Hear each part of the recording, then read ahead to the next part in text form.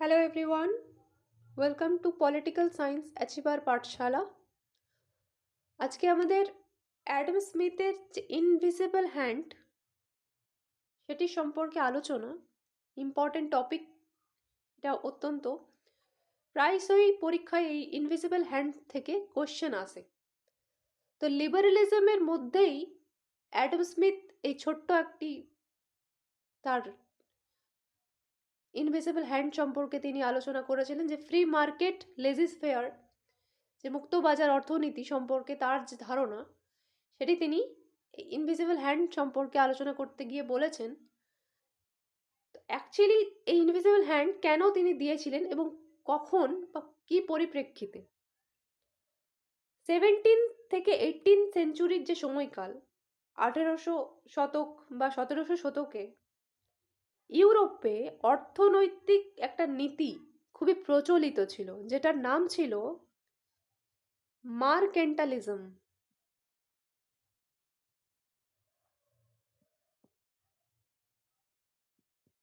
মার্কেন্টালিজম তো মার্কেন্টালিজম একটি এমন নীতি যে নীতিটা অনুযায়ী মনেই করা হতো যে যে একটি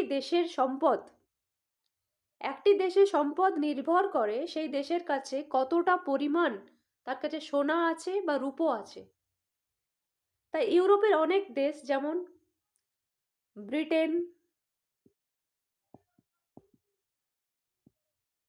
এছাড়া ফ্রান্স এবং স্পেন এবং পর্তুগাল,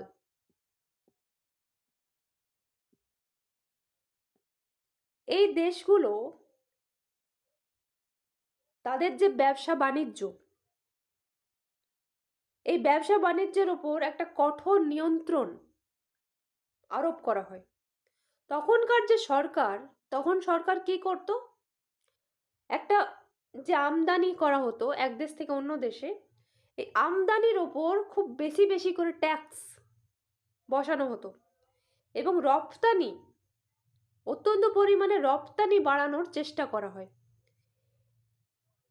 এবং তখন যেসব দেশ, যেমন এশিয়ার যেসব দেশ ছিল, যেমন তখন ইন্ডিয়াও উপনিবেশিক একটা দখলদারির মধ্যে ছিল, কলোনিয়াল রুল ছিল ইন্ডিয়াতে।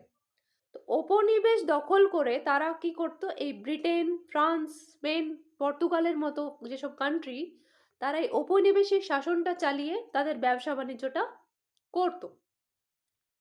এবং কিছু কিছু কোম্পানিকে একচেটিয়া একটা ব্যবসার অধিকার দেওয়া হয়, যেমন ইস্ট ইন্ডিয়া কোম্পানি অতিরিক্ত পরিমাণে একচেটিয়া একটা ব্যবসা অধিকারটা দিয়ে দেওয়া হয়েছিল। তো তখন অর্থনীতিটা রাষ্ট্রের রাষ্ট্রের কঠোর একটা নিয়ন্ত্রণে ছিল। এই যে ব্যবস্থাটা দীর্ঘদিন ধরে চলতে থাকে, এই ব্যবস্থায় একটা সমস্যা দেখা দেয়। সময়ের সাথে সাথে এই ব্যবস্থার কিছু কিছু বড় বড় সমস্যা দেখা গেল, যেমন একচেটিয়া ব্যবস্থা যদি চলতেই থাকে, কোনো একচেটিয়া একটা যদি ব্যবস্থাপনা সেখানে আছে এবং তারা নিজেদের ইচ্ছে মতো করে সেখানে ব্যবসা বাণিজ্য করছে নিজের মন মর্জি অনুযায়ী, তো তাদের যে মনোপলি সেটা বেড়ে যায় এবং পণ্যের যে দাম সেটা অত্যন্ত পরিমাণে বেড়ে গেল। এতে কি হলো, সাধারণ মানুষ খুবই ক্ষতিগ্রস্ত হয়ে গেল। এবং নতুন নতুন কিছু যদি কেউ কিছু করতে চাইছে, নতুন কোনো উদ্ভাবন বা কোনো কম্পিটিশন, প্রতিযোগিতা, আমি যদি কিছু বানালাম, তা আমার দেখে অন্য কেউ কিছু বানাতে চাইলো এবং তার দেখে অন্য কেউ কিছু বানাতে চাইলো, এই যে উৎপাদনটা, অর্থাৎ একটা কম্পিটিশন আছে, কিন্তু কম্পিটিশনটা কিরকম, সহযোগিতার মাধ্যমে হচ্ছে, এতে কি উৎপাদনটা বাড়ছে।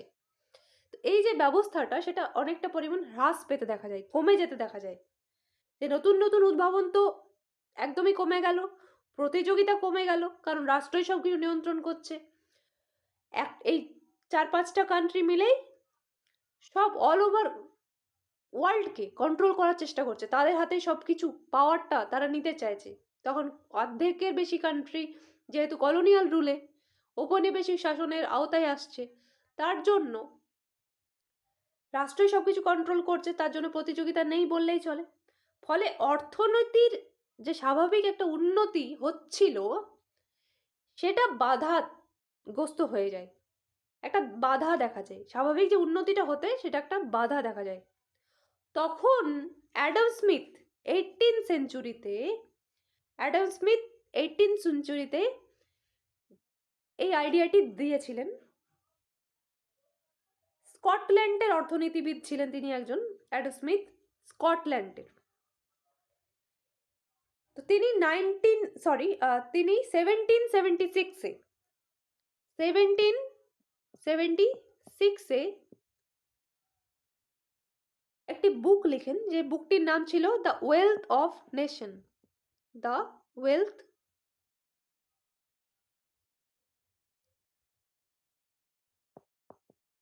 Of nation.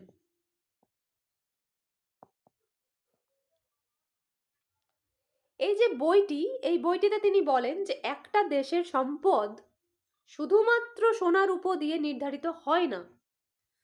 তাই প্রকৃত সম্পদ আসে কি থেকে? উৎপাদন, প্রোডাকশন, শ্রম এবং অর্থনৈতিক যে কার্যকলাপ তার মাধ্যমে। তো তিনি এই যে ইনভিজিবল হ্যান্ডের যে ধারণাটা তিনি দিলেন,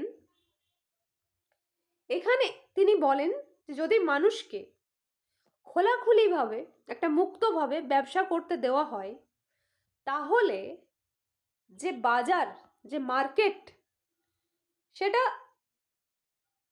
নিজেই ভারসাম্য তৈরি করবে। কারণ মানুষ যখন নিজের লাভের জন্য কাজ করে, তখন সে বেশি ভালো ভালো নতুন উন্নত মানের পণ্য বানাতে পারে, নতুন উন্নত মানের পণ্য তৈরি করে।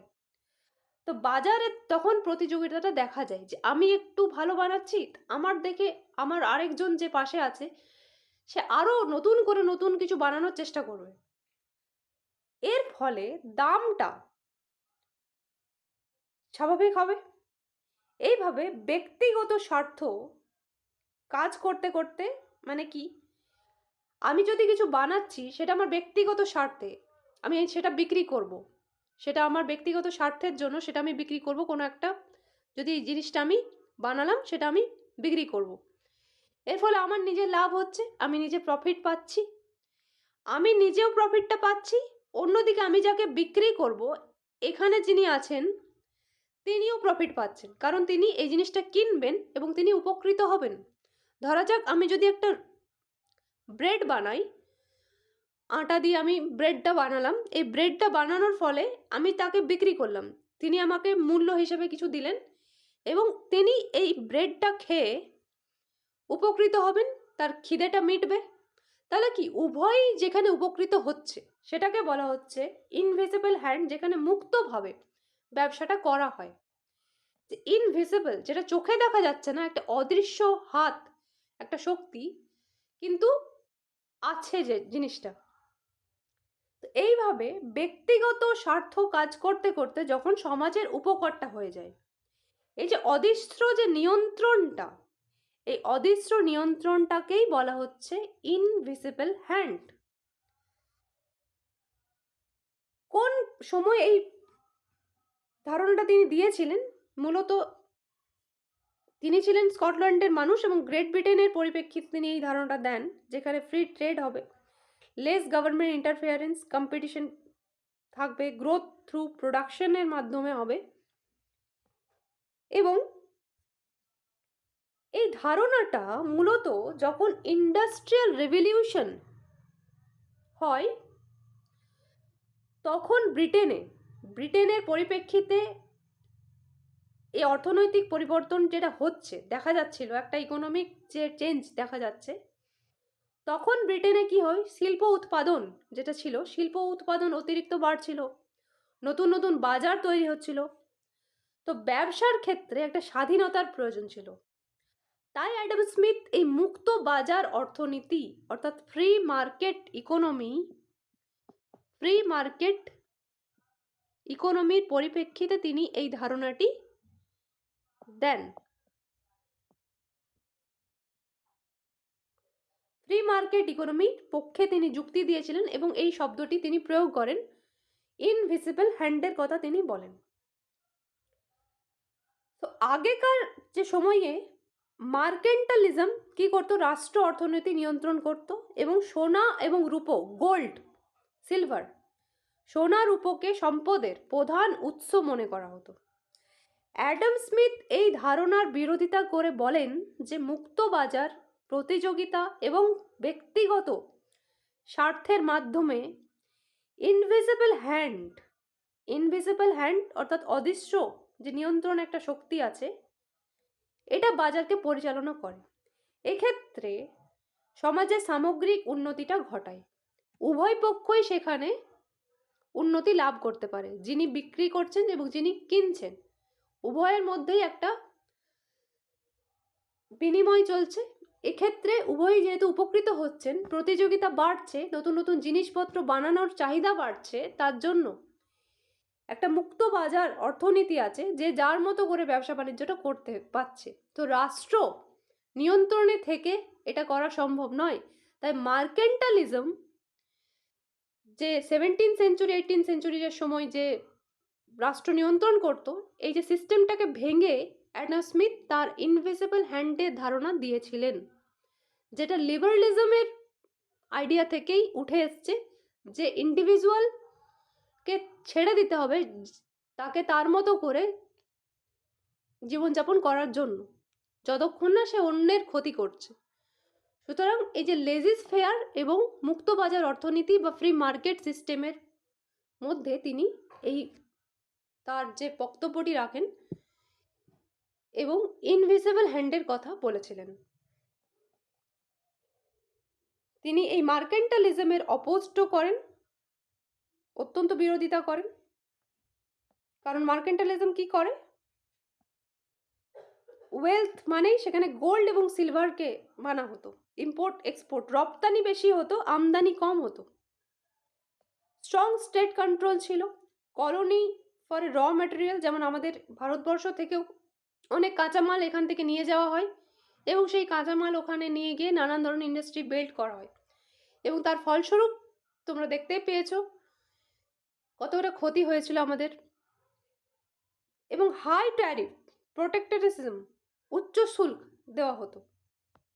তিনি এটির বিরোধিতা করেছিলেন, মার্কেন্টালিজমের।